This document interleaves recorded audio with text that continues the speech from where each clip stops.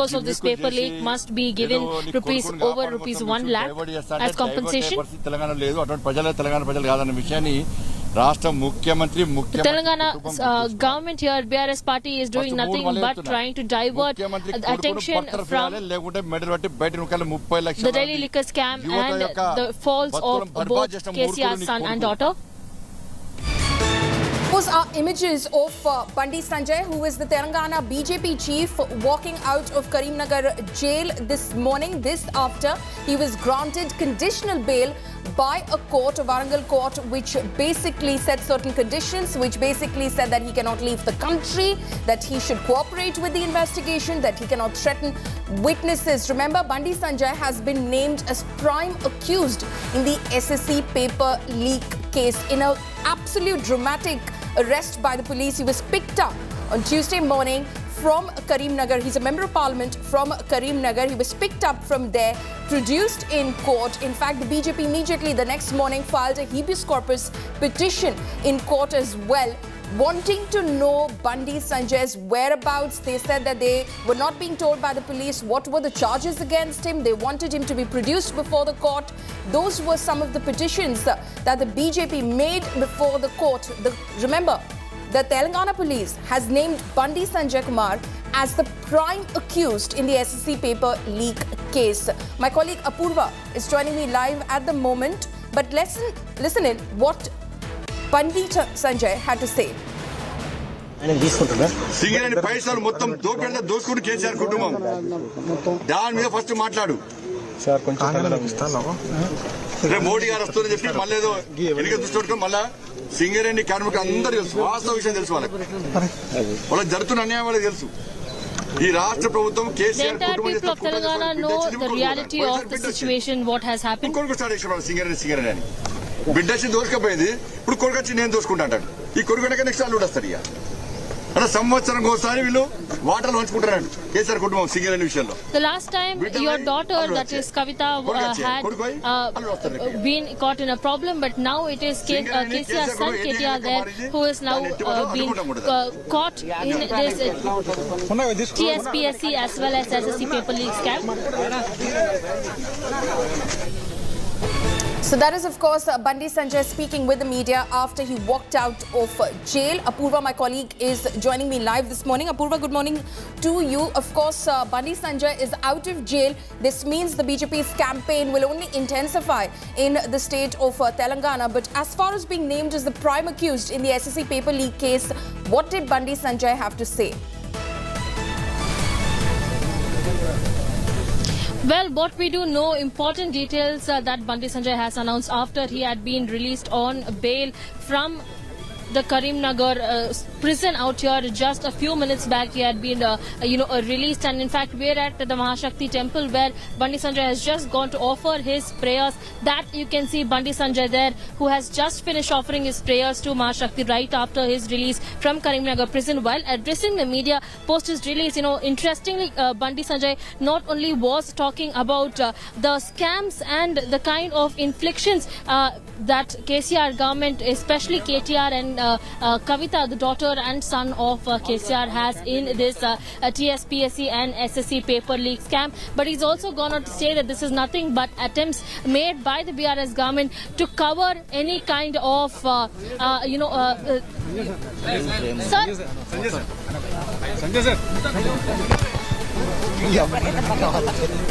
So trying to cover any kinds of attempts against the people of Telangana. In fact, Bandi Sanjay has also gone on to state that this is something that the people of Telangana know the truth about, and that not only before the leak of the Telugu paper, there was also a leak of before the leak of the Hindi paper in which he was accused, there was also the leak of the Telugu paper, and he demands to know why there hasn't been any action taken against those who had been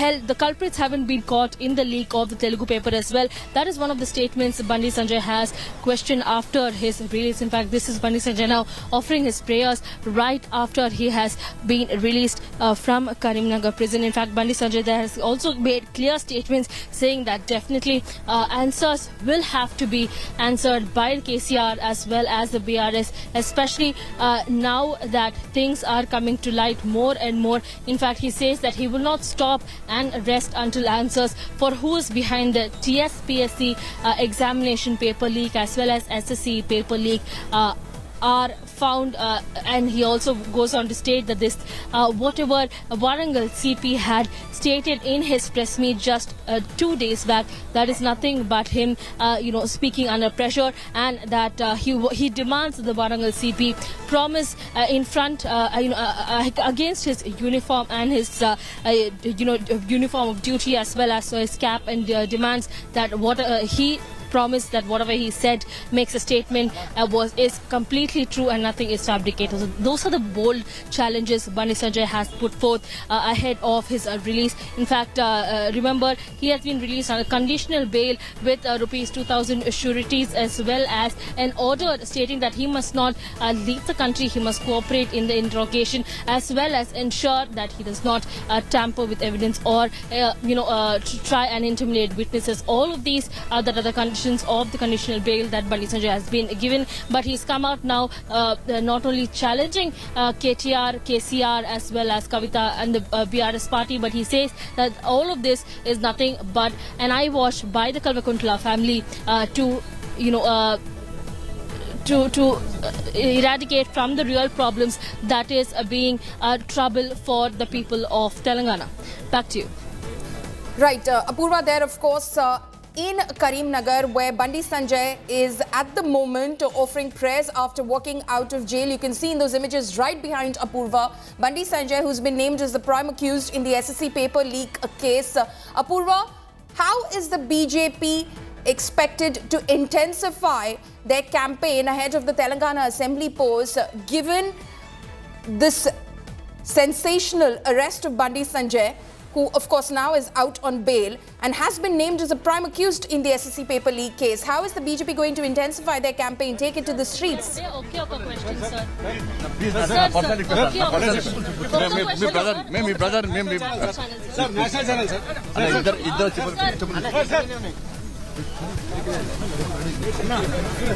They're of course trying to speak to Bandi Sanjay. He is refusing to speak at the moment. He is just left from the temple premises. As you can see, those are live images that Apurva is bringing to us.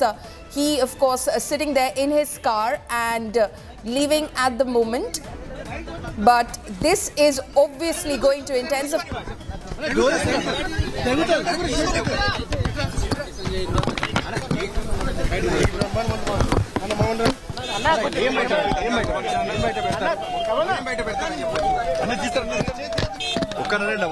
వాళ్ళ కుటుంబమే దోపిడి కుటుంబమే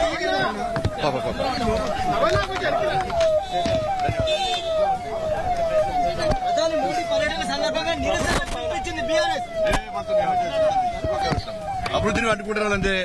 మోడీ గారు వచ్చేది అభివృద్ధి కార్యక్రమంకి వస్తున్నారు. అడ్డుకుంటే అభివృద్ధి నిరోధకులుగా పక్కా సమాజాల చరిత్రలో నిలుచుంటారు వాళ్ళు. మోడీ గారు బీజేపీ బహిరంగ సభ కాదు, అది అభివృద్ధి కార్యక్రమాలు. కుట్ర చేసారు వాళ్ళు, కుట్ర చేసారు, కుట్ర తర్వాత కుట్ర చేసారు వాళ్ళు. వాళ్ళు కుట్ర చేసారు వాళ్ళు, అందుకే కుట్ర చేసారు అంతే వాళ్ళు.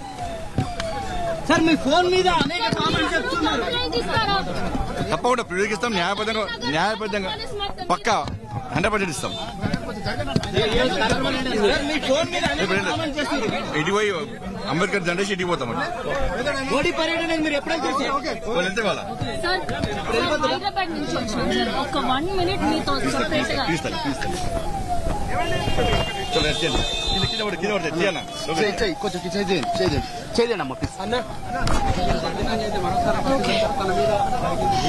Okay, Apurva there, of course. Apurva, do catch a breath. Apurva did try to speak with Bandi Sanjay over there. He had a few words to say. We'll let Apurva, of course, tell us in a few moments as to what exactly Bandi Sanjay said over there. But as you can see, those are images from earlier.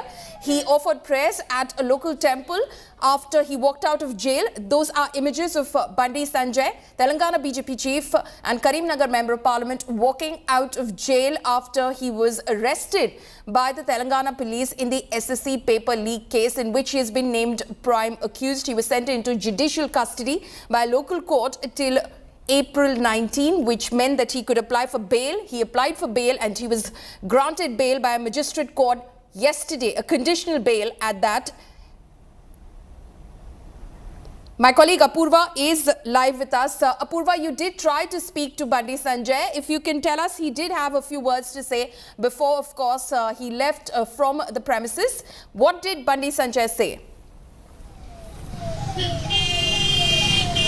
Well, he's in fact not only now come out and said that this is nothing but fabricated, evidence that has been brought out. He's also gone on to state that he will file a complaint against the Warangal as well as Karimnagar police officials. Remember, on Tuesday, we'd seen how police officials had, brought Bandi Sanjay forcefully right outside of his residence there. In fact, they had forcefully detained him. He says that there were a lot of his properties at his house that were destroyed. This even as he had requested the police, to try and maintain decorum. That's what he says. In fact, he also goes on to challenge KCR, asking him why he has been silent on the TSPSC scam and the SSC paper leak, and also states that this is nothing but the BRS party and the Kalvakuntla families' attempts in trying to silence the real reasons behind the TSPSC paper leak and the SSC paper leak. Right. Purva there reporting live from Karimnagar. Thank you so much for joining us with all of those details and that live report.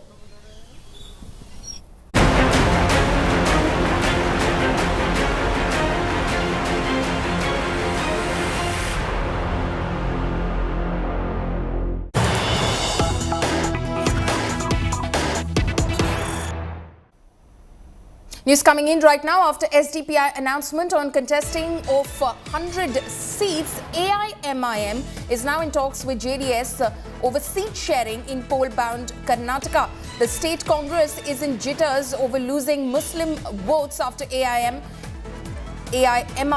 is in talks, in fact, to contest over these forthcoming elections. That is what we're learning. AIMIM already has made inroads by winning in a few seats during the municipal corporation elections in Hubli and Vijaypura. Most of the workers are from the Congress and have shifted their loyalty from the grand old party to AIMIM is what sources are claiming. Now, SDPI also won a few seats in the local panchayat elections of Kapu in Udupi, dividing the votes of the Congress party. However, the Congress still believes that minorities will stay with them in these elections, in local elections. In fact, they might back these parties is what the Congress is saying, but when it comes to important elections like the assembly election, people know, the Congress party says, that it's a direct fight between the Congress and the BJPs, and minorities will vote for the Congress is how the Congress is keeping itself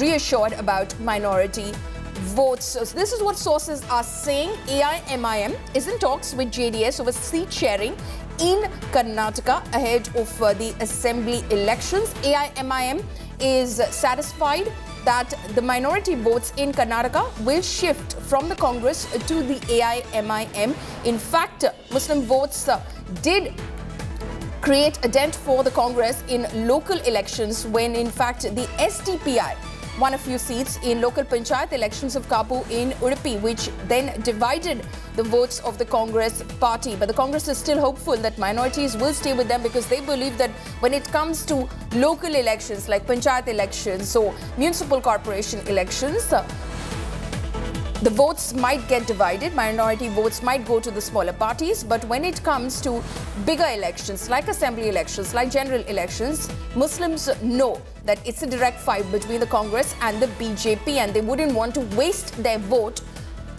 in fact, on a small party. Mr. Salim Ahmed of the Congress party is now joining us over the phone line. Mr. Ahmed, thank you so much for speaking to India Today, sir. How do you see this development? So that is, of course, what we're learning from our sources at the moment, that AIMIM is in talks with the JDS. Listen in to what Salim Ahmed of the Congress party had to say. These are big elections, assembly elections. Okay. The Muslims, the minorities know. There is direct fight between Congress and BJP. Okay. So they will not definitely waste the votes. They know those who can defeat BJP is only Congress party. Okay. So minorities last time also stood by the Congress party. Minorities this time also will stand by the Congress party. Some organizations want to divide the minority votes. Okay. But the minorities are definitely knows that we have to, if you have to defeat a communal party, Okay. they know that unanimously we have to support Congress party, because Congress is the only party which can defeat Okay. BJP. And they also know, see, Rahul Gandhi, Srimati Sonia Gandhi, some Mallikarjun Kharge, they have been fighting against this communal party and the BJP party. So they know whatever has to happen, we should support Congress party. Nagarjun Dwarkanath is joining me over the phone line right now. Nagarjun, how is the Congress viewing this development? And as far as AIMIM talks with JDS go, at what stage are they? Well, this is not new for Karnataka, right? In 2018 also JDS and MIM had supported each other. MIM had vowed to support JDS in 2018 also. And what happened, the analysis, if you speak to Kumaraswamy in JDS, he on several interviews has said that, including arson recently, that the minority votes did not come. So what we are picking up from our sources is that they're still contemplating to join hands with MIM or not. The final call is to be taken from Kumaraswamy and Mr. Devegowda, but the offer is on cards. MIM has approached JDS, but JDS is yet to confirm the alliance. Otherwise, also MIM is contesting around 22 to 25 seats. They have already announced seats in Hubli, Dharwad East seat already. One seat they have announced, and more seats in the fray is what we are told. So they want to confirm the alliance, but however, JDS this time at least is jittery of going and joining hands with MIM as well, because they have seen what happened in 2018 when they did this. So they're still contemplating. Offer is on the cards. Okay. Nagarjun, thank you so much for bringing us that detail. So the offer from the MIM is on the cards as far as joining hands with the JDS is concerned, but the JDS is still undecided.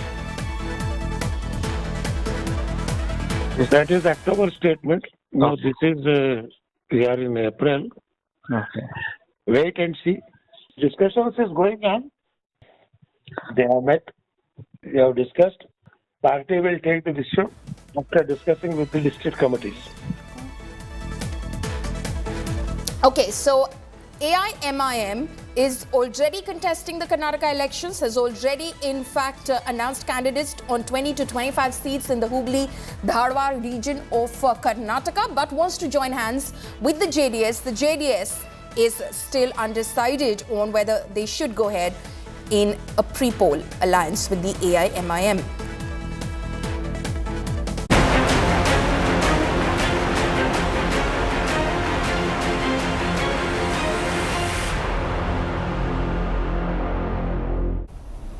Now let's take a look at the top developments on India Today's agenda-setting investigation on the banned outfit PFI.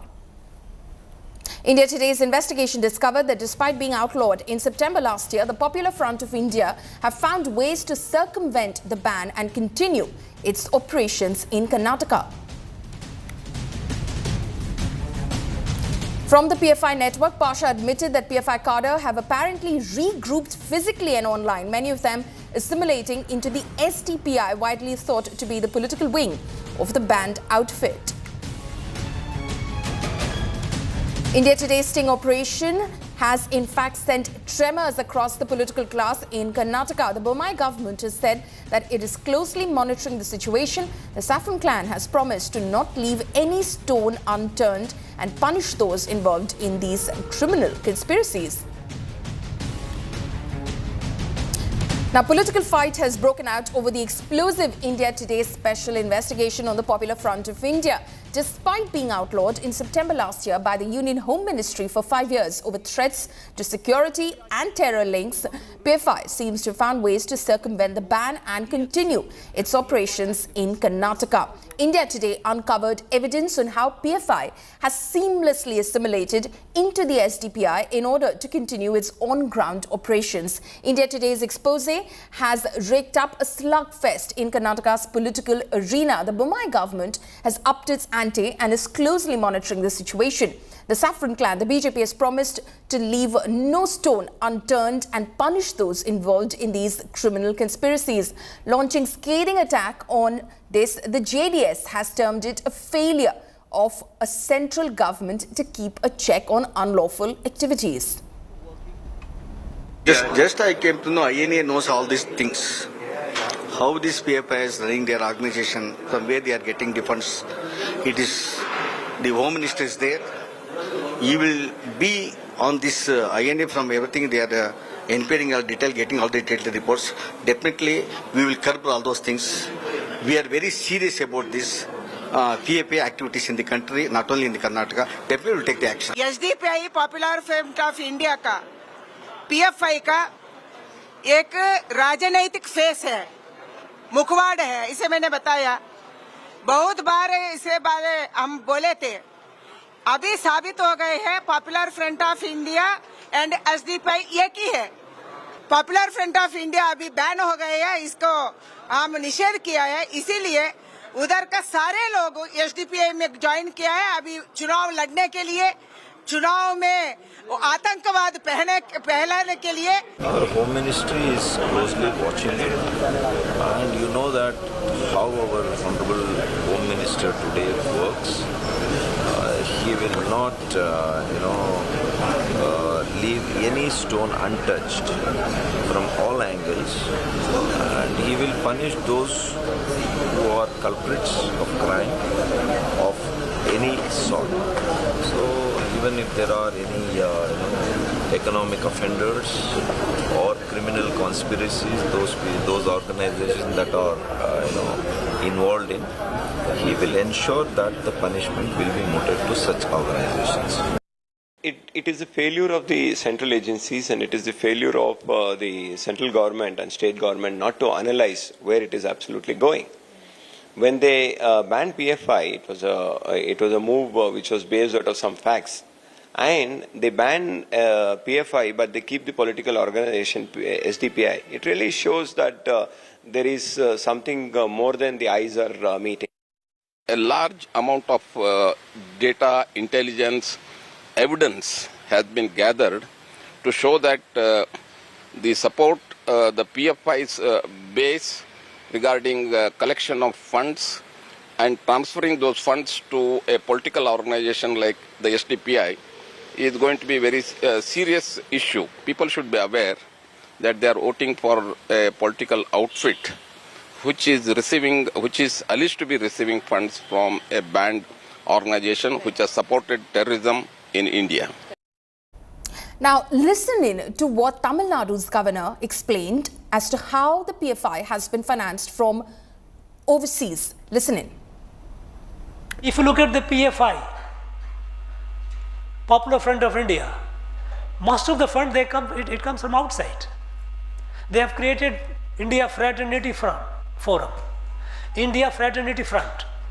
Very nice, very good name, isn't it? India Fraternity, haha. But this is all a label for getting all the money to create a problem, terrorist activity. My colleague Anagha is now joining me live this morning. Anagha, good morning to you. A shocking revelation made by that India Today investigation. How is the government responding to this? Because right under their watch and eye, the PFI has still been operating despite the ban on it from the Union Home Ministry.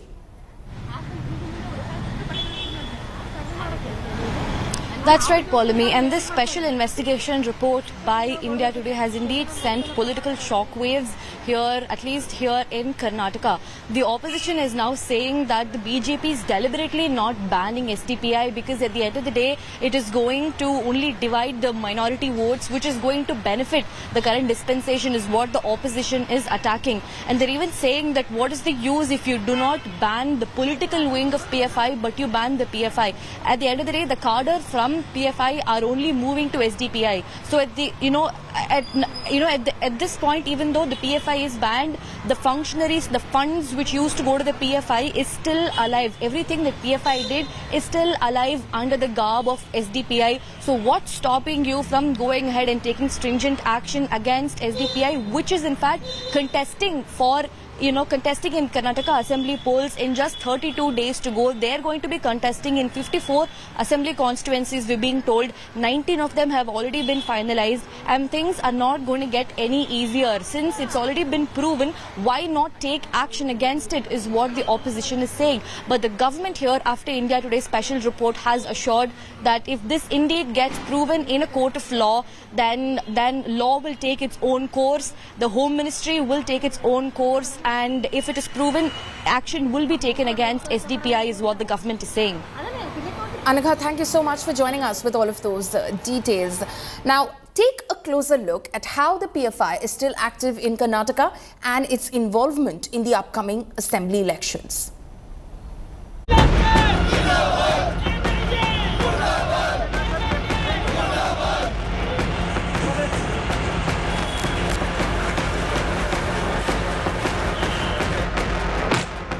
Banned.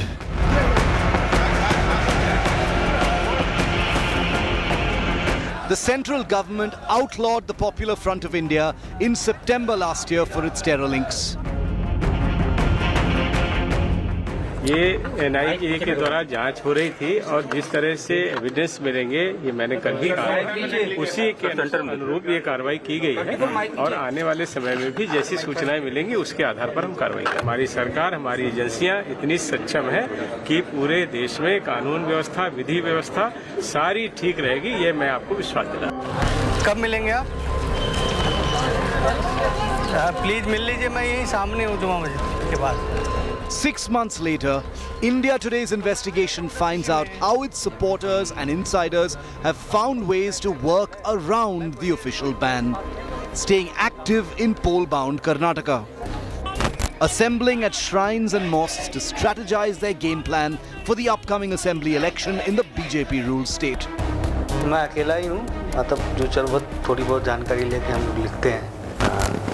मैं इधर का पहले Popular Front of India organisation का district president रखा था। This is Chand Pasha.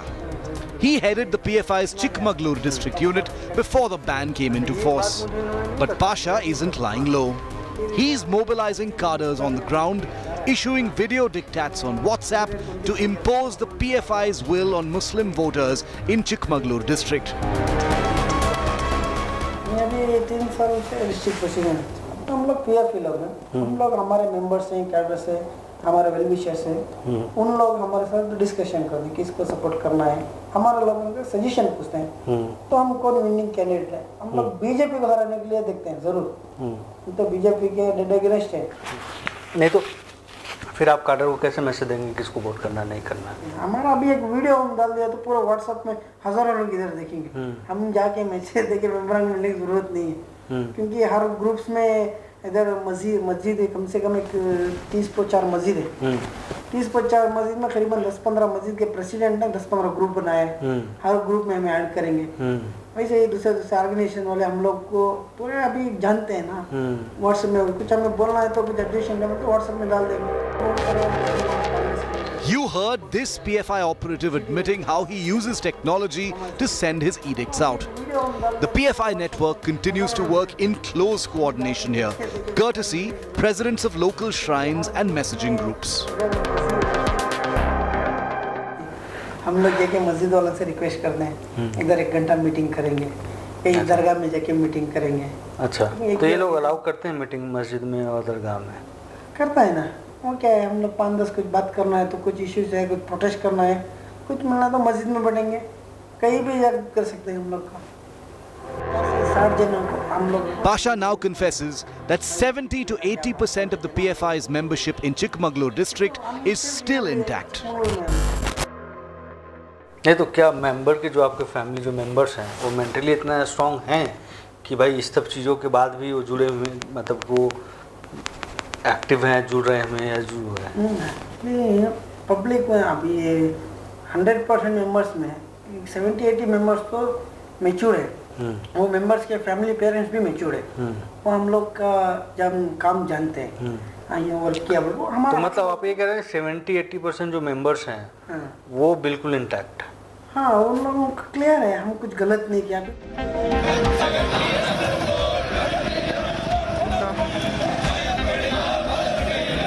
An overwhelming majority of the PFI cadre remains active. Pasha also revealed that they have switched into the Social Democratic Party, widely thought to be the banned group's political wing. अभी SDP में दलित हिंदू लोग बहुत सारे हैं, PFI सिर्फ Muslims का organisation है, लेकिन दलित को कुछ हुआ, कुछ माइनॉरिटीज को कुछ हुआ या कहाँ भी नाइंसाफी हुआ तो वो कम्युनिटी नहीं देगी, मुस्लिम्स हिंदू नहीं देते। इलेक्शंस है ना, इलेक्शंस की वजह से। We investigated further.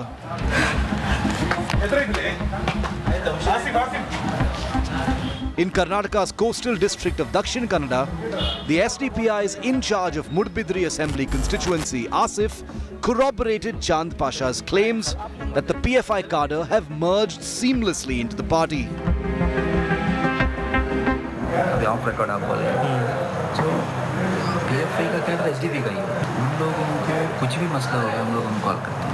अच्छा, स्टेशन में इशू होगा, कोई अरेस्ट होगा, हम लोग कॉल आता है। अरे जो कॉन्स्टिट्यूएंसी के अंदर है पीएफआई के कोई ज़्यादा कार्यकर्ता अरेस्ट नहीं हुए। अच्छा, क्यों? क्योंकि इधर का क्यों मैं बताया ना, फ्रंट में नहीं दिख रहे हैं। अच्छा, समझ में इंटरनली ये डिपार्टमेंट को क्लियर मानो। तो ये जब आप कह रहे हैं कि डिपार्टमेंट को पता होते हुए क्यों नहीं गिरफ्तार क्यों नहीं कर रहे? नहीं हो रहा है क्योंकि उनके पास एविडेंस नहीं है। अभी मैं रिप्रेजेंट कर रहा हूँ। फॉर एग्जाम्पल मैं अभी पीएफआई का मेंबर हूँ, उनके पास वो रिकॉर्ड डॉक्यूमेंट नहीं है। ओहो, अभी ये कैसे होता है? कोई मेंबर, मैं एक एग्जाम्पल, इधर या तो आईडी वो कुछ नहीं है, इसका सिस्टम ही नहीं है। जो नोटेड लोग हैं वो लोग रिप्रेजेंट करें लीडरशिप में, वही अरेस्ट हुआ इधर। अच्छा, बाकी कार्डर एज इट इज है जो आप लोगों को अभी मदद करेगा। You heard this SDPI leader confessing that PFI activists have smoothly assimilated into his party. Asif also disclosed that the SDPI, with PFI activists on board, receives financial support from the Gulf.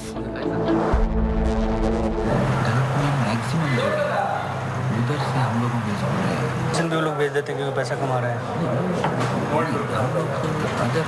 इधर जो है उधर भेजने तो डर हो जाते हैं, इधर से नहीं भेजते।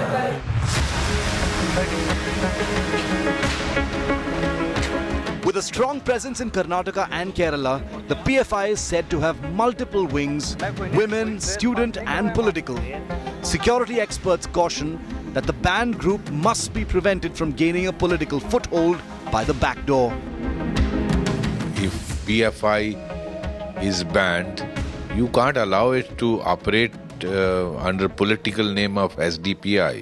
My request to the judicial system and the Election Commission of India is certain steps must be taken that if you do not stand for India's security, India's integrity, India's nationality, then you should not be allowed to enter in political arena. The Popular Front of India remains active, even influencing the upcoming elections in Karnataka. Our investigation has just begun to unravel the tactics used by the banned outfit to remain operational. Stay tuned for more.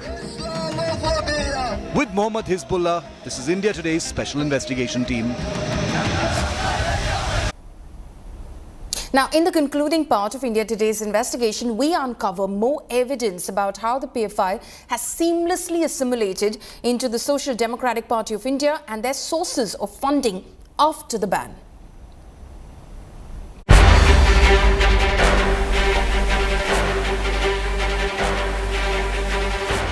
The Social Democratic Party of India, or SDPI, registered as a political party since 2010.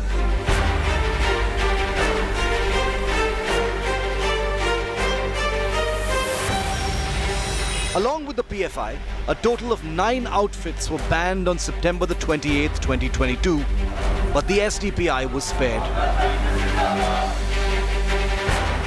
According to the Election Commission, there was no evidence to support claims that the SDPI and the PFI were linked together. Link established between the PFI and the SDPI which necessitates action. But India Today has caught SDPI leaders on camera admitting that the party has absorbed PFI activists following last year's ban. This is Munib Bengre, an SDPI corporator in the Mangaluru City Corporation. When probed, he accepted that PFI activists are now working under the SDPI umbrella. मतलब जो PFI के लोग हैं वो अब SDPI में आ गए हैं ना? आ गए वो बैन होने के बाद PFI का नाम नहीं है ना, वो SDPI में आ गए। हमारा सपोर्टर में, हमारा मेंबर में सबके सब काम कर रहे हैं। तो सिर्फ नोटे जो बड़े नाम थे वो लोग सिर्फ अंदर गए हैं, बाकी जो नीचे के लोग हैं सब आ गए। काम कर रहे हैं, इसमें कोई दिक्कत नहीं। PFI काम कर रहा है। काम PFI बोल के नहीं है, काम कर रहे हैं हमारे SDPI के लिए। SDPI के लिए। स्पेशली इधर RSS कितना स्ट्रांग है उतना स्ट्रांग SDPI PFI भी, और PFI SDPI होने से हमारा इधर का जो यंगस्टर है ना वो भी स्ट्रांग हो रहा है। An hour's drive north to Udupi.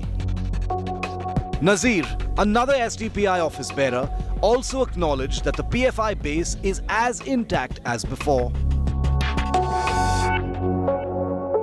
वो अभी भी एज इट इज इंटैक्ट है। वो हल्ला नहीं, कैडर हल्ला नहीं, कैडर हलने की जैसे नहीं है।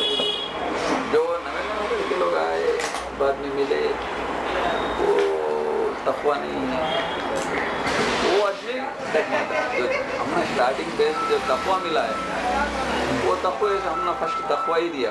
उनको आप लोग किस में रखते हैं? PFI में रखते हैं SDPI में? अच्छा, तो PFI में किन लोगों को रखते हैं? बराबर तफवा है। अच्छा, बिल्कुल जो और जैसा लीडर का हुक्म मानता है, ऑर्डर मानता है, PFI में रखता है। अच्छा, मतलब दैट इज बेसिकली वो कोर ग्रुप। हाँ, आपका कोर ग्रुप वो तो ठीक है, लेकिन इसका जो काउंटर का जो आरोप लगता है वो तो आप जैसे मतलब PFI SDPI को लगता है कि जो RSS जो करते हैं उसका काउंटर। इनके लीडर को लोग वही लोग मारते हैं, बड़े बड़े लीडर फोन मार के पत्थर वो, लेकिन फिर भी डर PFI बहुत डर है। तो ये नजीर भाई का डर अच्छा है। डर है लेकिन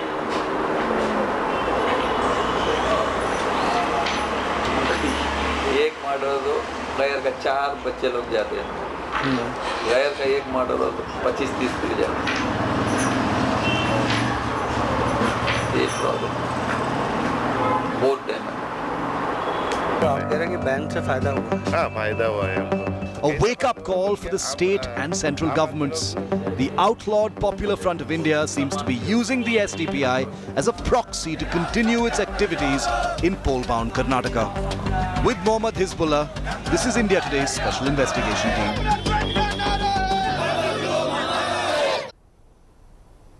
And here are some of the big revelations that have been made by this special investigation conducted by the India Today team. Number one, PFI, the Popular Front of India, is subverting the ban ahead of the very crucial assembly elections in Karnataka. Also, PFI activists are working under the SDPI now. Remember, it has been considered to be the political front of the PFI. That is what they're using at the moment. Now, PFI is also using mosques and shrines to strategize in terms of regrouping ahead of the Karnataka polls. WhatsApp groups are being used also to spread PFI's message. That is also what we're learning from our sources at the moment. So WhatsApp groups are being used in order to communicate, in order to spread the message, in order to talk to some of the cadres who might have gone underground, bringing them up to the forefront via the SDPI route. Also, what we're learning from our sources on the ground and the investigation that we've conducted is that PFI cadre are still intact in Karnataka. So they're trying to regroup as we speak ahead of the assembly elections. We're slipping into a very short break. Stay tuned. News and updates will continue on the other side of this break.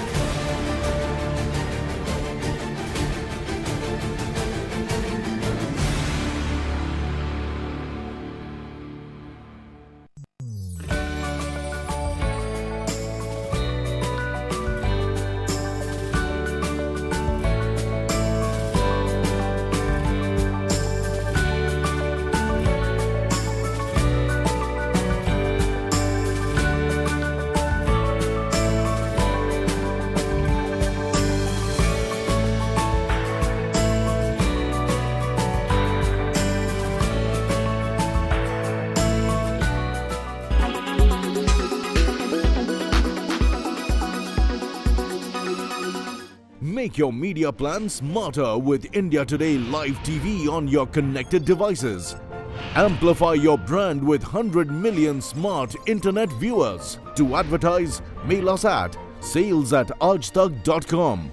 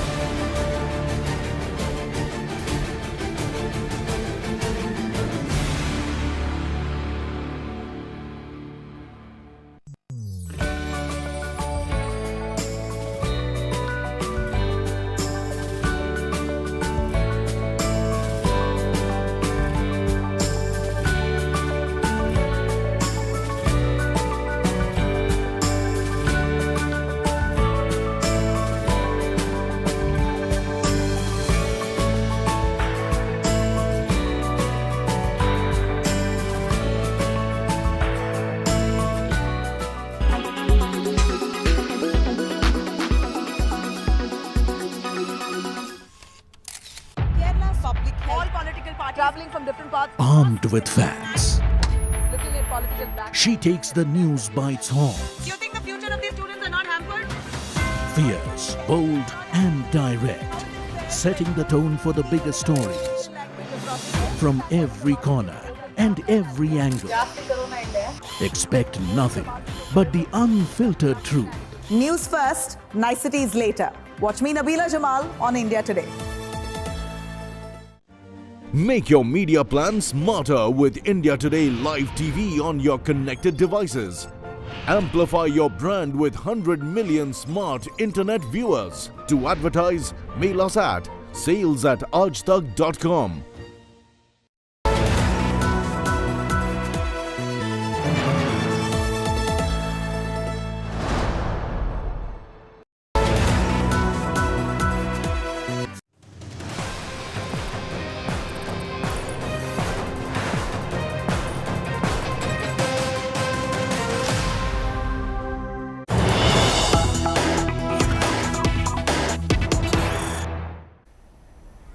News coming in right now. Actor Salman Khan's new bulletproof car. After repeated threats to Salman Khan, a new bulletproof Nissan Patrol for Salman Khan. So he has upgraded his vehicle, the one that he'll travel in, because of repeated threats, life threats that the actor has been receiving, most recently from gangster Lawrence Bishnoi. He has been alerted about those threats by Mumbai cops, and now the actor has decided to upgrade his vehicle, the one that he travels in. He will now be traveling in a bulletproof Nissan Patrol.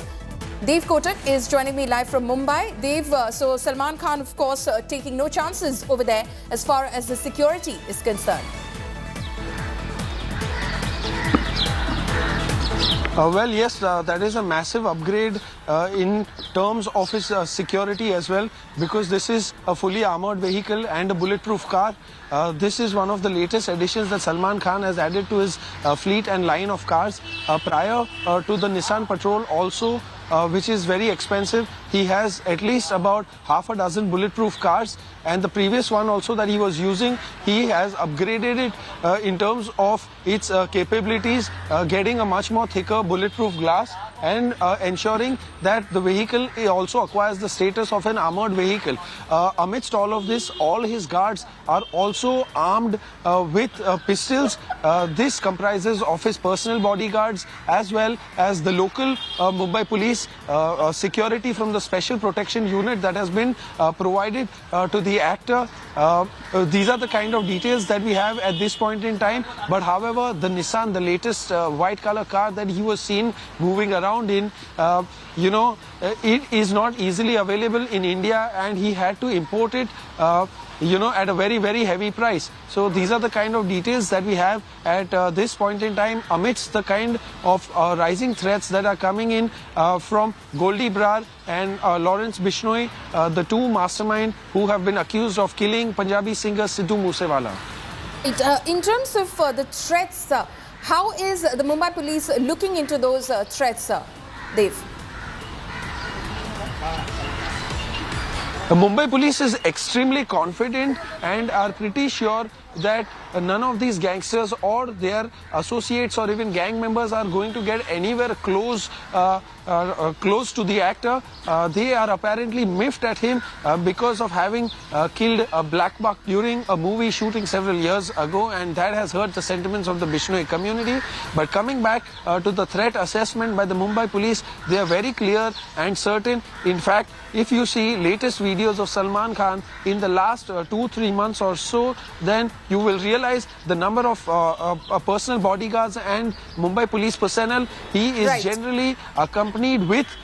So this definitely points out to an increased and an added security cover, owing to which Salman Khan has no reason to fear or Okay, so the Mumbai police thinks that it has got it under control, that Salman has nothing to fear. But Salman Khan, of course, upgrading his fleet over there, a bulletproof Nissan Patrol being added to his fleet, which is important because Salman Khan's taking no chances with his security. Dev, thank you so much for joining us with those details. With that is the wrap on this bulletin. Thank you so much for watching India Today. For all news and updates, you can log on to indiatoday.in. You can also, in fact, log on to the app of India Today.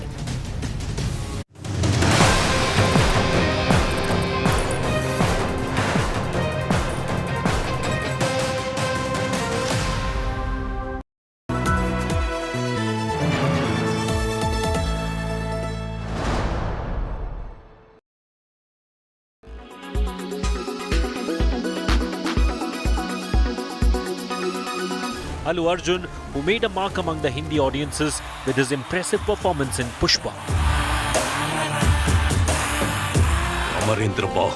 And Prabhas, who broke into the big league with Bahubali in 2015 and retained the stature with its sequel in 2017. After India Today magazine released issue on July 15th featuring Pushpa star Allu Arjun, the cover titled South Swag, Prabhas fans dug up a 2017 India Today magazine cover titled Epic Blockbuster featuring the superstar, took snap of the same and while drawing comparison, called it more organic. Allu fans who were raving about the viral July issue cover were met with rebuttal from fans of superstar and Bahubali actor Prabhas. Meanwhile, his team claimed that Prabhas's PR team is deliberately reviving the older magazine issue as Allu's cover gains traction. For the unversed, both Prabhas and Allu Arjun created a respectable space for themselves in Indian cinema through their work. Middle class. Before Pushpa The Rise, Allu Arjun delivered a commercial hit, Ala Vaikuntapuram Allu. He's also gearing up for the sequel, Pushpa The Rule. The great Vikramaditya. Prabhas, on the other hand, was last seen in Radhe Shyam, which turned out to be a box office dud, and is all set to star in Salar, Adi Purush and Project K. Entertainment Bureau, India Today.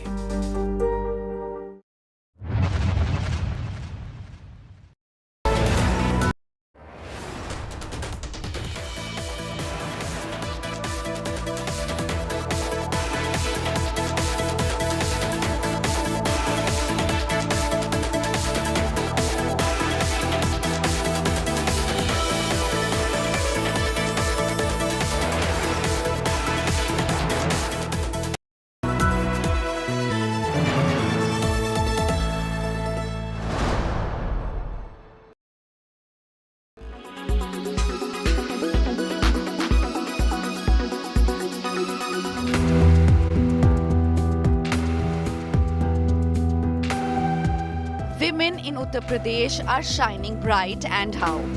In the state of UP, nearly 50% of the startups are headed by women, smashing all patriarchal stereotypes. Out of 8,714 registered startups in the state, over 4,300 are run by women entrepreneurs. Anushka Srivastava founded Animist Earth, which deals with eco-friendly handicrafts and traditional products. This has been her dream, which she says she's finally conquered. Hobby को, आप passion को कैसे आप money में convert करोगे, तो वो उस लिए मैंने एक ई-कॉमर्स वेबसाइट शुरू करी जहाँ पर बेसिकली ज़्यादातर विमेंस एंड हाउसवाइफ्स और आर्टिजन्स हैं, ठीक है, जिनको हम लोग प्रोडक्ट जो लोग बनाते हैं उनके प्रोडक्ट की हम लोग अपनी वेबसाइट पे लिस्टिंग करवाते हैं. In the outskirts of Lucknow, Vandana Singh's business of eco-friendly incense sticks is thriving. She's now running a successful business both offline and online. इससे जो हम लोगों का लाभ हो रहा है, इससे करीब 7 महिलाएं यहाँ पर रोजगार कर रही हैं. मुझे भी, मेरी भी आर्थिक स्थिति पहले से बहुत अच्छी हुई है. जो सबसे अहम चीज़ है वो ये है कि ना तो लोन लेने में किसी तरह की दिक्कत हुई और ना बैंक से ही हमें किसी तरह से परेशान किया गया. The state IT department also provides an extra 50% financial assistance to women entrepreneurs, which has been a big boost to their businesses. Financing के जो ऑप्शंस हैं, चाहे अगर हम बैंकिंग की बात करें या स्टेट गवर्नमेंट की भी बात करें, स्टेट गवर्नमेंट ने अपने बजट में भी अनाउंस किया था 1000 करोड़ रुपए का स्टार्टअप फंड बनाने के लिए. तो योगी सरकार तमाम सारी चीज़ों में महिलाओं को और भी प्राथमिकता दे रही है. तो मुझे लगता है कि तो जो वो उस स्टार्टअप फंड जो उत्तर प्रदेश सरकार बना रही है उसको भी महिलाएं अवेल कर सकती हैं. There are countless stories like that of Anushka and Vandana in UP. Inspirational women who are now steering the wheel of change. With Shilpa Sen in Lucknow, Bureau Report, India Today. Oh, sorry.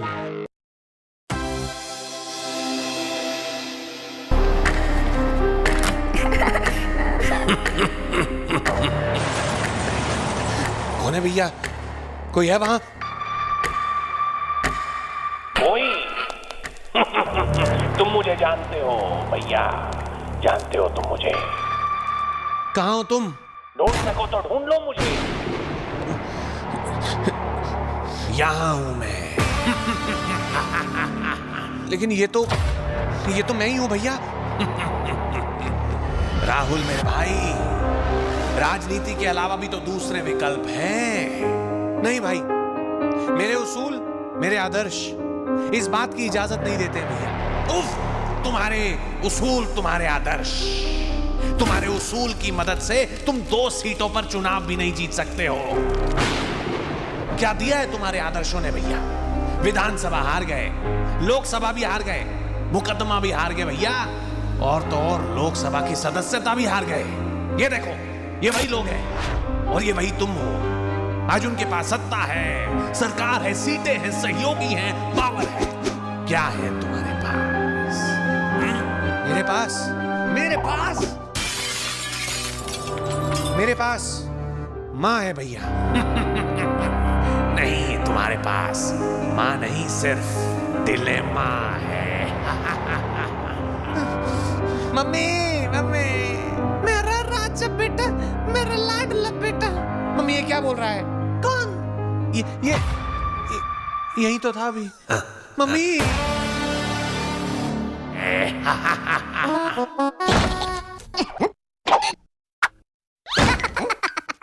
Good morning viewers, let's take a look at the weather report across the major cities this morning. Thiruvananthapuram is at 30 degrees Celsius with an AQI of 59. Mumbai is at 29 degrees Celsius with an AQI of 122. Panaji is at 29 degrees Celsius with an AQI of 94.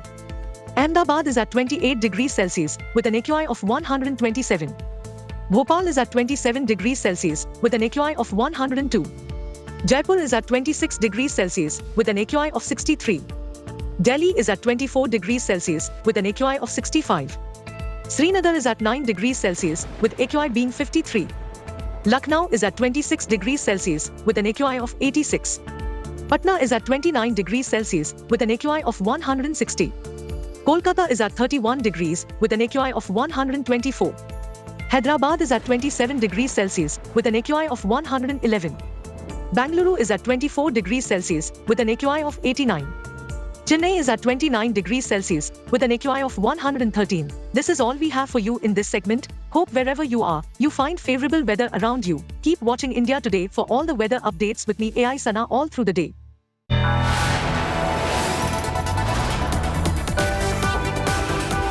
You are watching India Today.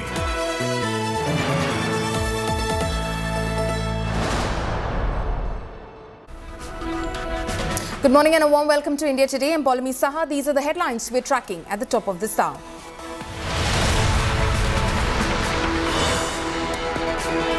Operation PFI quakes Karnataka after India Today exposed PFI subverting ban in Karnataka. Bommai government promises action.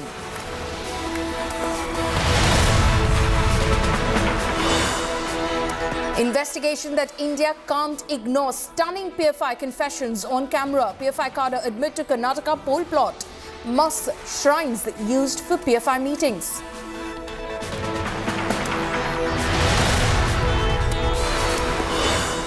After 2 days in custody, Bandi Sanjay gets bail in SSC paper leak case. Telangana BJP chief lashes out at KCR government, calls him liquor mafia family.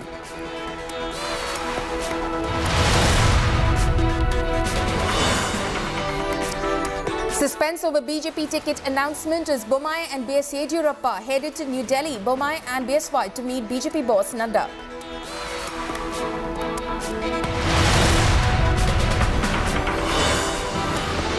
Tamil Nadu government versus Governor war reignites. Governor alleges foreign countries funded Sterlite protests. Stalin hits back with dictator Governor jibe.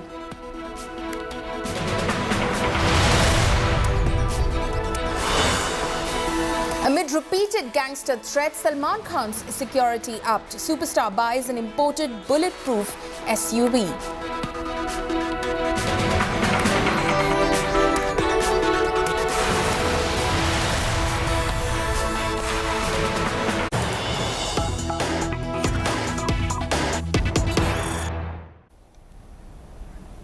News coming in right now. Manish Sisodia writes a scathing letter from jail. Sisodia's educated Prime Minister jibe. Sisodia says Prime Minister Modi doesn't understand science. He says Prime Minister doesn't know the importance of education.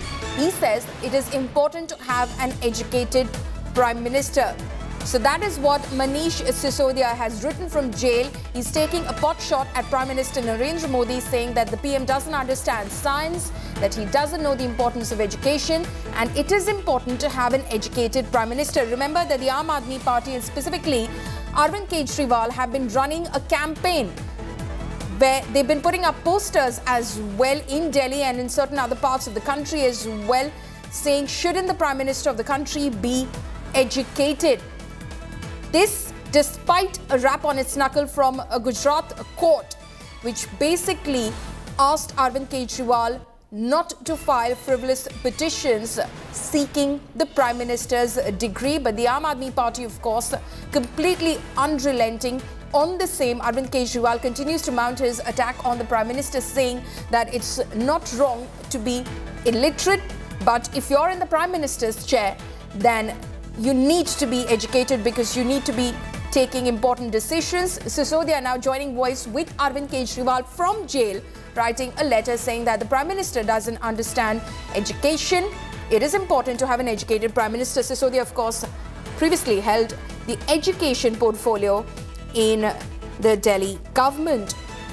My colleague Amit Bhardwaj is joining us live this morning. Amit, good morning to you. So the campaign against the Prime Minister vis-a-vis his degree, his level of education continues. Manish Sisodia now joining voice with party convener Arvind Kejriwal from jail.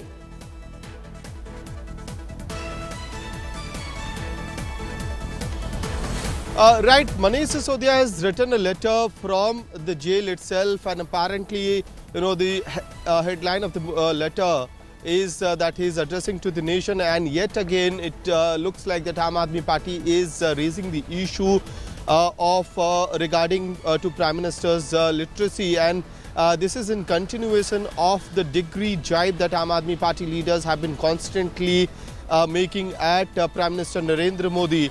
And what happens to be the case here is that not only Manish Sisodia has written a letter, but Aam Aadmi Party chief and Delhi Chief Minister Arvind Kejriwal has also endorsed that letter. Essentially in this particular letter, Sisodia goes on to mention as to how certain statements of Prime Minister in regards to making gas directly from a drainage, all these statements are unscientific statements, and this becomes an embarrassment for the country when it comes to the public domain, and that Prime Minister should refrain from making such statements, and India's Prime Minister should be literate. All these points have been focused yet again in Manish Sisodia's letter.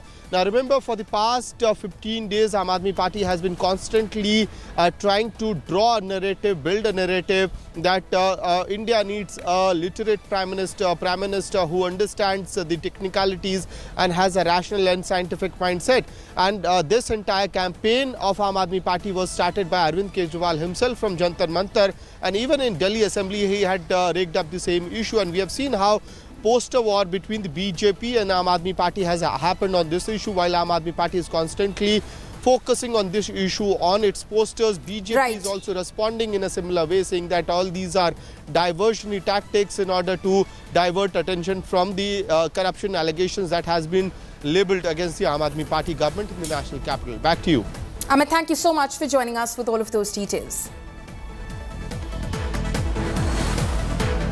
Shocking details come to light in conman Sukesh's 200 crore rupees extortion case. Sources have told India Today that the conman ran the extortion racket from jail and was getting full support from top jail officials. India Today was informed that the Mandoli jail superintendent received 66 lakh rupees, his deputy 5 lakh rupees a month, and assistant superintendents received 2 lakh rupees every month from the conman to let him live the luxurious life he could behind bars. The amount he paid to officials let him truly live a grandiose life. Even in jail, the conman had an iPhone 12 Pro used by him to run the extortion racket and coordinate with his aide Deepak. He had internet access to use apps like Telegram and WhatsApp. Not just that, even during COVID, when most cells were overcrowded, Sukesh had a separate barrack.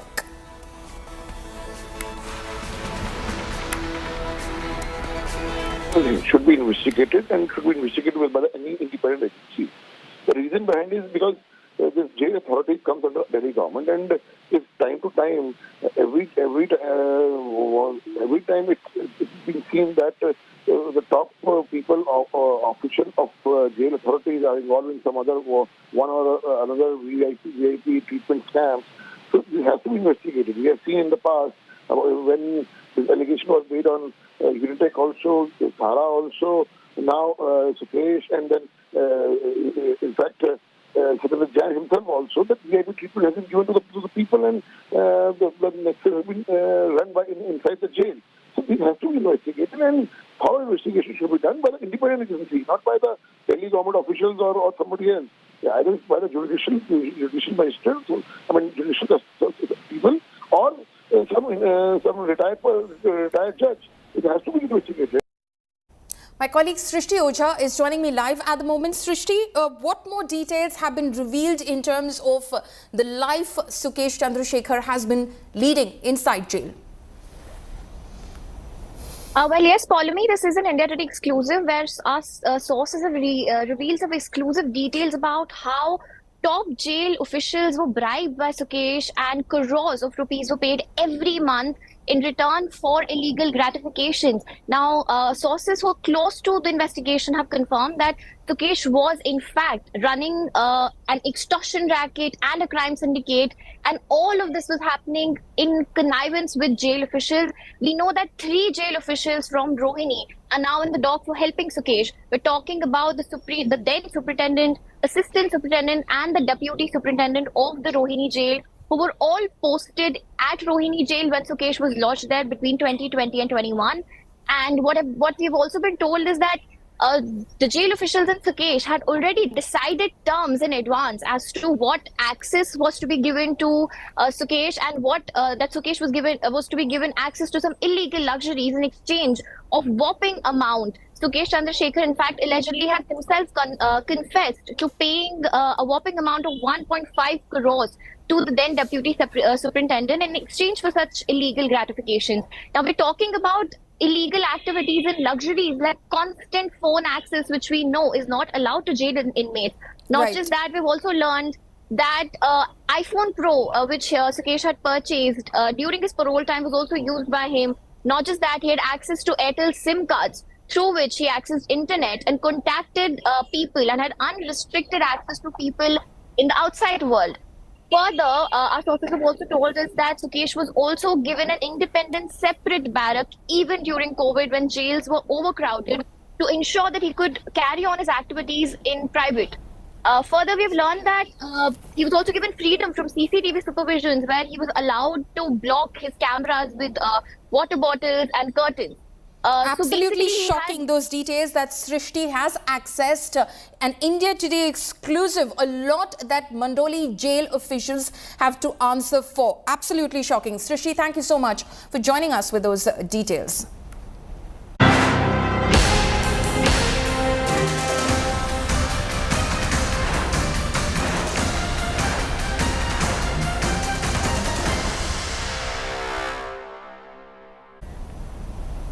Now, state of war Karnataka intensifies after SDPI announcement on the contesting of 100 seats. AIMIM is in talks with JDS for the upcoming polls. The news of AIMIM joining hands with JDS has jittered the Congress party, allegedly, which fears losing Muslim votes is what the AIMIM is claiming. They already made inroads by winning a few seats during the municipal corporation elections in Hubli and Vijaypura, and in fact most workers are from the Congress is what the AIMIM is claiming, and in fact these workers shifted their loyalty from the Grand Old Party to AIMIM.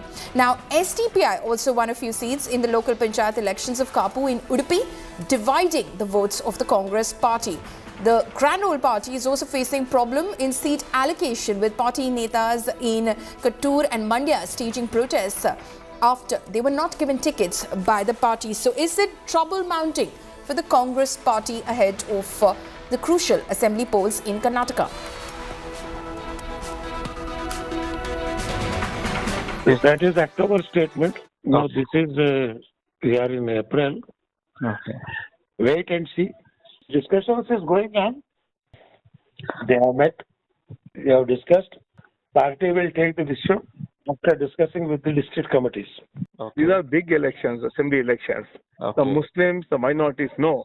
There is direct fight between Congress and BJP. Okay. So they will not definitely waste the votes. They know those who can defeat BJP is only Congress party. Okay. So minorities last time also stood by the Congress party. Minorities this time also will stand by the Congress party. Some organizations want to divide the minority votes. Okay. But the minorities are definitely knows that we have to, if you have to defeat a communal party, okay, they know that unanimously we have to support Congress party, because Congress is the only party which can defeat BJP. And they also know, see, Rahul Gandhi, Srimati Sonia Gandhi, some Mallikarjun Kharge, they have been fighting against this communal party and the BJP party. So they know whatever has to happen, we should support Congress party. Now, on the other hand, Karnataka Congress Chief D.K. Shivkumar, in a conversation with India Today, claimed that Muslims would vote for the Congress in the upcoming polls. Listen in. They have bungled themselves. This will not work. Before they could not bring any amendment in the 9th schedule or anything. This will not work. They have bungled themselves. What we have earlier, there was a big problem. I think they could not satisfy any of the section. Taking out 4%, Wakaligas was asking for 15-16%, Lingais was asking for 16%. They asked for a 2A, that has not been done. Ultimately, the minorities have gone to the general group. I think all sections they have lost now. All sections. Even the scheduled caste, I am telling you, they could have brought it to the parliament and made an amendment. Why did not dig to the parliament? The minister of the state government, coming from Karnataka, himself has replied that there is no such proposals. They are just trying to fool the people of Karnataka, especially the scheduled caste, the backward class. Forget minorities. On other section also, nothing will help them. I think that will be a very big factor which they will going to lose. Now, state of war Karnataka continues to gain momentum with BJP and the Congress both gearing up for the upcoming assembly polls. B.S. Yediyurappa and Chief Minister Basavaraj Bommai will be in the national capital today. The duo is expected to meet with BJP bigwigs in order to discuss ticket distribution ahead of elections in the poll-bound state. It is known that the candidate list has been sent to the BJP High Command, which will in fact source it and look at that list through 4 different stages before, of course, finalizing that list. Now, according to Bommai, if the meeting, which is of the Central Election Committee, takes place on April 8th, he had claimed April 8th, then the list will be released on April 9th. It could be April 9th as well. Meanwhile, the Congress is leaving no stone unturned to corner the BJP. Taking a jibe, the Congress has alleged that the Saffron Party was scared of announcing the list of candidates, as this would lead to issues within the party itself. जिस प्रकार से कांग्रेस के नेता सुरजेवाला और अन्य जो Bharatiya Janata party पे आरोप लगा रहे हैं, इस बात को दर्शाता है कि कांग्रेस के मन में फ्रस्ट्रेशन है।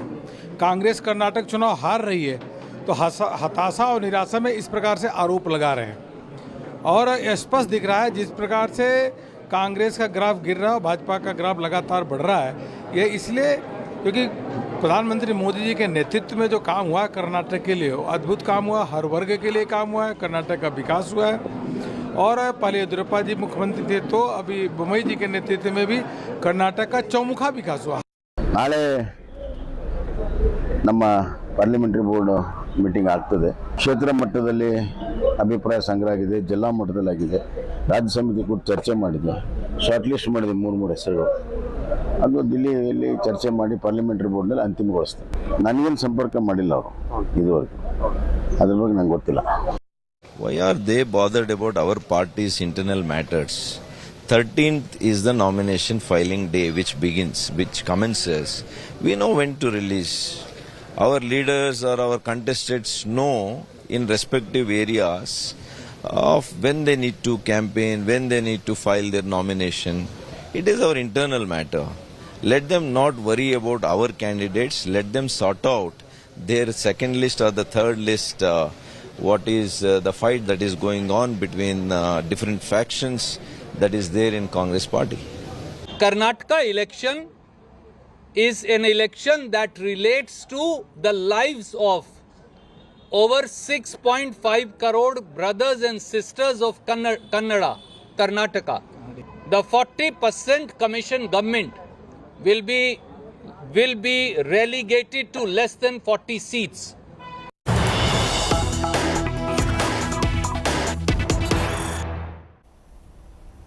News coming in right now. Kozhikode arson accused Shahrukh Saifi sent to judicial custody. Shahrukh taken to court. He will now be taken to hospital as he continues to remain unwell. Shahrukh is yet to be interrogated by Kerala cops. So that's the latest information that's coming in. Those images of Shahrukh Saifi in Kozhikode, Kerala as well. He has been sent into judicial custody. He was taken earlier to court. Now he'll be taken to hospital as he remains unwell.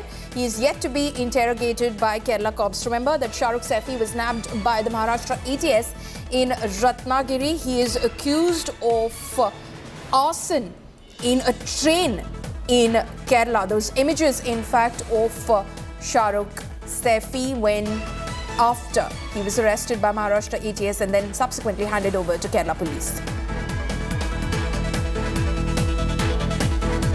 Now, details of the Kerala arson attacker Shahrukh Saifi are emerging at the moment, particularly on how he was radicalized.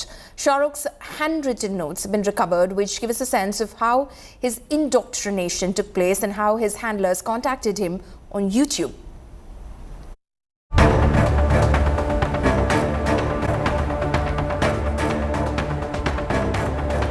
After a clear Shaheen Bagh link, another massive revelation in the suspected Kerala train terror attack case. Investigators have found some chilling clues in Shahrukh Saifi's personal diary. Notes on kufr or un-Islamic deeds, words like badkar or evil character, magloob or defeated. Farihin, which means a conversation between two people. Kozhikode cops who are grilling the attacker are trying to solve the riddle of his diary. The probe has shown that Shahrukh was radicalized on YouTube. He had a channel also, and handlers allegedly used the YouTube channel to get in touch with him, indoctrinating him and making him change his lifestyle. Once radicalized, Shahrukh quit smoking and tried to discontinue what he thought was un-Islamic practices. Cops are also trying to solve the mystery of Shahrukh's sudden and mysterious trip to Kerala. While one page of the diary listed down his day-to-day activities, another page had his YouTube logo as well as a line, "Let's do it." Did this YouTube channel have any role? Did anybody who wanted to radicalize him reach out to him through this YouTube channel's ID? Now those are one of the many questions the police has to deeply look into. Where he set 3 people on fire and hurt 9 others inside the train with no apparent provocation.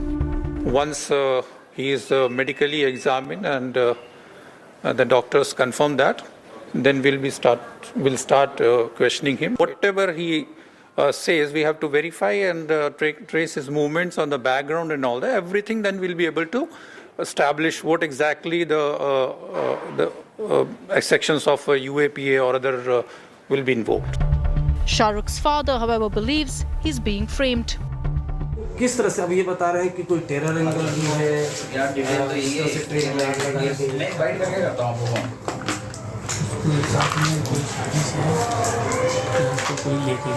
उसको कोई लेके गया ऐसा लगता है. Did radicalized Shahrukh Saifi stage a lone wolf terror attack? And are there more Shahrukhs lurking? With Shibimol in Thiruvananthapuram, Bureau Report, India Today. Slipping into a short break, coming up next, an exclusive conversation with the most formidable voice on AI, Professor Stuart Russell. Stay tuned.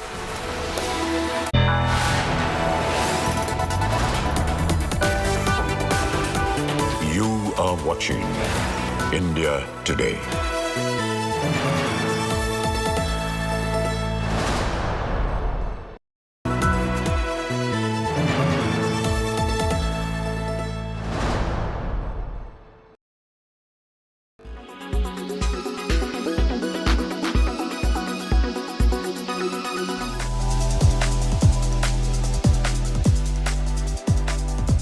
Hello, my name is Pranav Dikshit and you are watching Tech Today. Realme has been making waves in the Indian smartphone industry for its innovative features and affordable price point. Today, Realme has launched the C55 smartphone. Now, specs aside, one of the most interesting features that I found in this smartphone is the mini capsule, which smartly takes around the area of the punch hole camera. From the outside, the phone is quite slim at just 7.89 millimeters of thickness. The back of the phone has a nice design to it with these brushed vertical lines. The chassis looks quite modern with flat edges and rounded corners. The phone has a big 6.7-inch display, a 64 megapixel primary camera and a 2 megapixel black and white lens. Now coming to the inside, the Realme C55 is powered by a MediaTek Helio G88 chipset with up to 8 gigs of RAM, which can provide ample performance. Coming to its showstopper feature, which I have not seen in any Android smartphone in the market today, is the mini capsule. It can smartly adapt part of the display around the 8 megapixel punch hole camera for showing things like charging notification, data usage and more.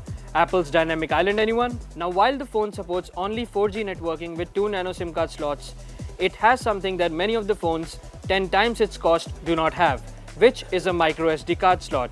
You can expand the storage by up to 1 terabyte. The phone has a 5000 mAh battery with 33 watt fast charging that can charge your phone from 0 to 50% in just 29 minutes. The Realme C55 comes in 2 colors, Sun Shower and Rainy Night. Overall, the Realme C55 offers impressive features at a great price point of Rs 13,999, making it a great option for anyone who is in the market for an affordable smartphone that doesn't break the bank.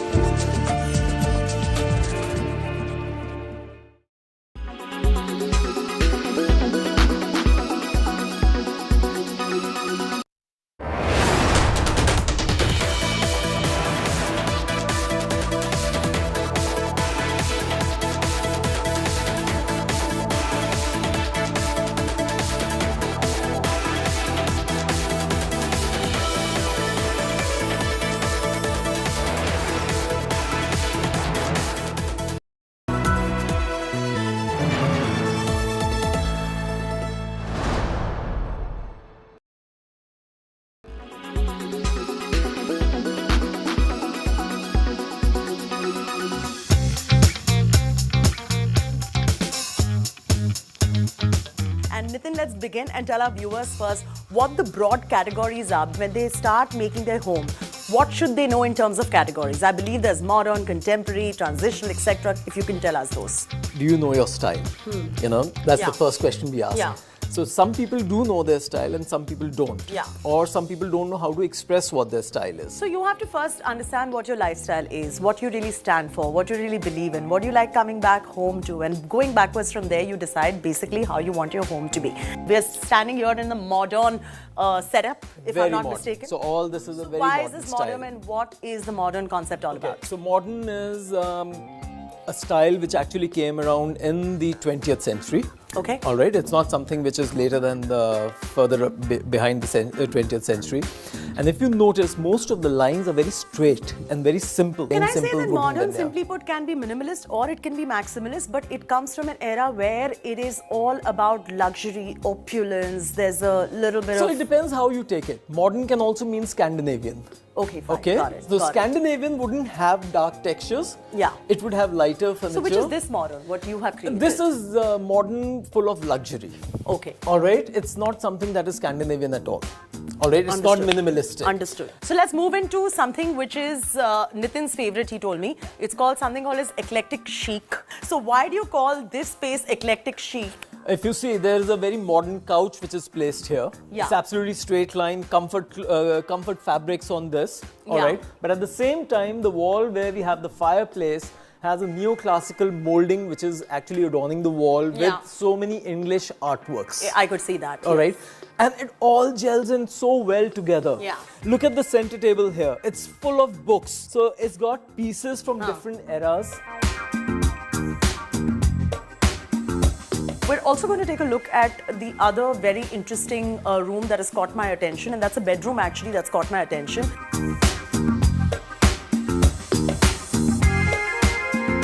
We have a bed which is more mid-century modern. This is mid-century All right. modern. This is mid-century Now I modern. understand. If you could elaborate what mid-century modern is. I mean, it's comfort. Kitchens are always a tricky one because I've noticed that many people like to have elaborate cooking done in their kitchen. Yeah. And when you have fancy looking modular kitchen with not too much space and very fancy looking, they eventually get messed up. I cannot imagine ever in my life that you're making mutton biryani and the kitchen looks like this.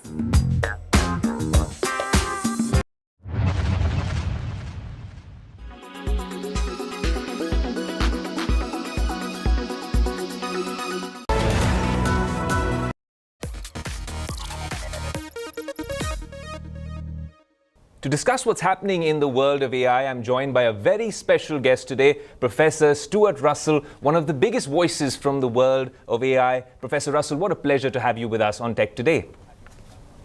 It's nice to be with you. Professor, I want to start off by asking you about this open letter to halt, well, the development of tools like ChatGPT or even smarter tools than ChatGPT, and to really develop guardrails and safeguards and safety protocols surrounding these tools. I want to actually refer to a part of the letter which says recent months have seen AI labs locked in an out-of-control race to develop and deploy ever more powerful digital minds that no one, not even their creators, can understand, predict, or reliably control. Now, there's thousands of signatories to this particular letter. You included Elon Musk, Steve Wozniak. There's a bunch of tech luminaries on that signatory list. But I want to understand from you, what was the rationale? What really prompted you to sign this open letter? We're calling for a halt on the deployment of large language models that are more powerful than the ones that have already been released. And the reason is pretty simple. As the letter says, we do not understand how these systems work. So just for your listeners and viewers, what is a large language model? It's a computer program that predicts the next word given a sequence of preceding words. And with that system, you can have a conversation because when you say something, that forms a sequence of words, and then the program responds by saying whatever is the most natural thing to say next. So, if I say happy, you might say birthday. and that would be a natural prediction for what the next word might be. So the way these systems are built, first of all, there's a very large amount of training data. So basically, lots of sequences of words that are collected from various digital resources. In the case of GPT-4, we think somewhere in the 20 to 30 trillion words of text, which is approximately the same amount as in all the books that the human race has ever written. And then we start from what you might think of as a blank slate, an enormous circuit with about 1 trillion parameters or more. And then by the process of doing about 1 billion trillion small random permutations to those parameters, the system is gradually improved in its ability to predict the next word. So the result of that is something that when you converse with it, has many of the appearances of a really intelligent entity. And I've talked to friends who are very sophisticated AI researchers who can't escape the impression that they're actually talking with a real mind. Are they talking with a real mind? I mean, interestingly, most people, when you look at how the algorithm works, the training process, you think, okay, it's just going to learn to essentially mix and match lots of conversations that are in the training data and then use that to come up with a response to the present one. So it's sort of somewhere between an intelligent piece of paper and a parrot, and maybe something a little bit more intelligent than that. But when you ask it, for example, I've forgotten such and such a mathematical proof. Could you give me that mathematical proof, but give it to me in the form of a Shakespeare sonnet? And it will write a Shakespeare sonnet that contains within it, a detailed mathematical proof. This is probably not something that's in the training set or anything close to that. So how it manages to do this, we haven't the faintest idea. So I'll say that again. We haven't the faintest idea. Do these systems learn their own internal goal structures, right? From all these humans who are writing and speaking, they all have goals. They all have purposes in producing that text. So it would make sense that the training process would create goals inside the computer program. Do they have their own goals? We haven't the faintest idea. How do we get them to behave themselves? How do we get them to stop saying bad words? How do we get them not to give you advice on killing yourself? How do we get them to not give you advice on building chemical weapons? Well, the only way we have of doing that is when they do it, we say bad dog. And we hope that they understand what bad dog means and they stop doing it. But they don't. They keep doing it. You say bad dog again. They keep doing it, right? And you say bad dog, a few million times. You can gradually lower the level of bad behavior.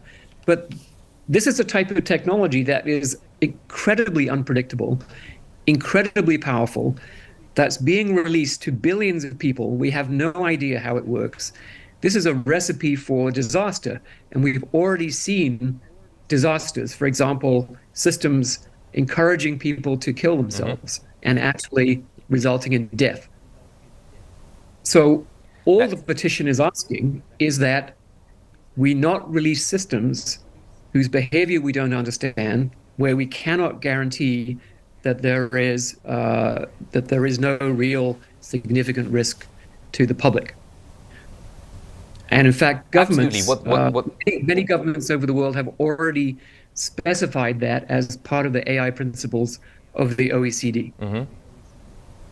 Absolutely, and what the letter also calls for is to develop safety protocols for some of these platforms like ChatGPT and GPT-4 you were talking about. It's interesting because some would argue that the floodgates have already been opened. It's public. OpenAI has practically everyone in our office is using ChatGPT. For the opening link of this show with you, we actually asked ChatGPT to come up with that output, and it did a fairly decent job, I'd imagine. the real question is, how can we now, with a 6-month pause or a halt necessarily, sort of stymie or prevent some of these issues that you're talking about? Will that be enough? Is it easy to tame the beast that's already out there? The genie's out of the bottle, Professor. So I would agree that to some extent the systems that are out there are already capable of causing problems. I think the petition is asking that we not release systems that are even more capable of causing problems. And we understand that it's very difficult to ask for a withdrawal of systems that already have hundreds of millions of users. So we didn't address that. I should say I had no role in writing the letter, but I was persuaded to sign it. So 6 months, in my view, actually, is not enough. What we're asking for is develop reasonable guidelines for what a system has to satisfy, right? What kinds of properties you have to be able to demonstrate convincingly for that system to be safely released, and then show that your system meets those guidelines. So it may take time to develop those guidelines. It may be impossible, given the process I just described for how these systems are built, it may be impossible to show that they meet those guidelines. Well, tough, right? If I wanted to build a nuclear power plant and the government says, well, you need to show that it's safe, that it only has, that it can survive an earthquake, that it's not going to explode like Chernobyl did. And I say, well, I can't meet those requirements. The government's not going to say, oh, well, fine, just go ahead and release it anyway, and we'll clean up the mess afterwards. They say, I'm sorry, if you can't meet the safety guidelines, you don't get to build your nuclear power plant, right? If you can't, build an airplane that doesn't fall out of the sky, you don't get to put passengers on it. This is common sense. We're simply asking that common sense be applied in the case of these extremely powerful AI systems.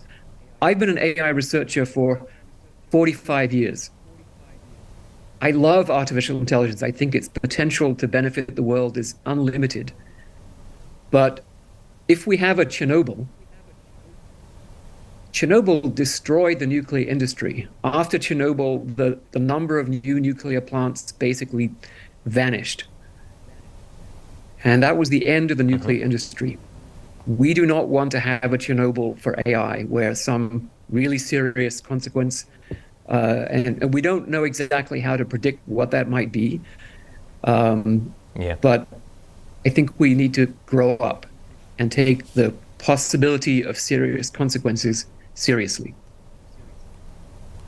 It's interesting that you've drawn such an analogy, and this would really make a lot more people aware of the perils of AI if this goes on unabated, because like everything else in the world of technology, there are pros and cons, and this genuinely needs a few guardrails. But since we're talking about these guardrails, Professor, would you say that this is, the onus lies on governments to do this, or even big tech should be a little bit more responsible, or eventually should it be a collaborative effort where the governments, big tech companies, and us, the user, get a sort of a stakeholder claim into deciding how this AI revolution shapes up?